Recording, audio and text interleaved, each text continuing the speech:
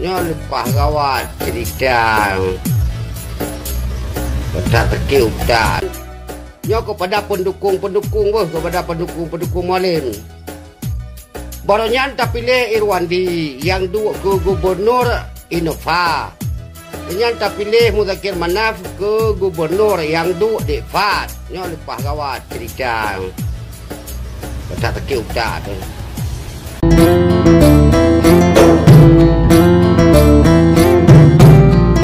Assalamualaikum warahmatullahi wabarakatuh. Saudara sekalian fi ayyi makan, semoga saudara sehat-sehat dan baik-baik saja. Pada kesempatan ini kita melihat sebuah pernyataan daripada sebuah video pendukung Mualim yang mengatakan dia sangat-sangat sakit utak. Kenapa demikian? Karena beliau mengatakan bahwa dulunya kita memilih Irwandi yang menjadi gubernur Innova, dan sekarang kita memilih Mualim yang menjadi gubernur Dekat.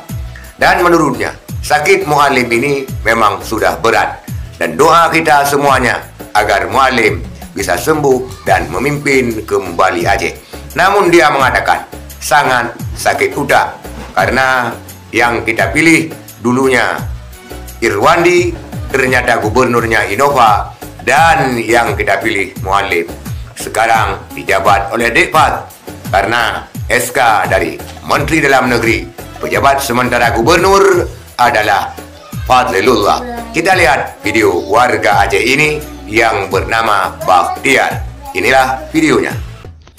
Assalamualaikum warahmatullahi wabarakatuh.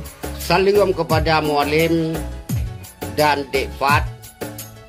Nyo ketai gawat cerita Nyo Mualim tak berat sakit ke, nyo tak tergedi sakit Mualim, berarti pelantikan akan terjadi pada Dekat. Wakil gubernur ketai gawat, nyo tak pilih Irwandi pun lagenyan berayan. Nyo kepada pendukung-pendukung kepada pendukung-pendukung Mualim. Barunya tak pilih Irwandi yang dua ke gubernur Innova. Yang tak pilih Muzakir Manaf ke gubernur yang duduk di Fat. Nya lepas gawat cerita Betul terkil tak.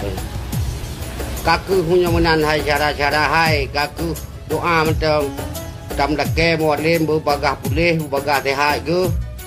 Mangat kita meduk ke gubernur. Assalamualaikum warahmatullahi wabarakatuh. Itulah sebuah keluhan daripada pendukung Mualim yang bernama Bakhtiar menanggapi sakitnya Mualim yang kini Aceh dipimpin oleh Fadlilullah. Sakit udah katanya. Kita pilih ini, ternyata yang jadi gubernur itu sebagaimana sudah terjadi pada periode sebelumnya, yaitu ketika Irwandi Yusuf tersandung kasus dan Aceh dipimpin oleh Nova Iriansyah. Akankah ini terulang kembali? Kita berdoa kepada Allah, semoga Mualim lekas sembuh dan bisa kembali memimpin Aceh. Sekian, terima kasih. Assalamualaikum warahmatullahi wabarakatuh.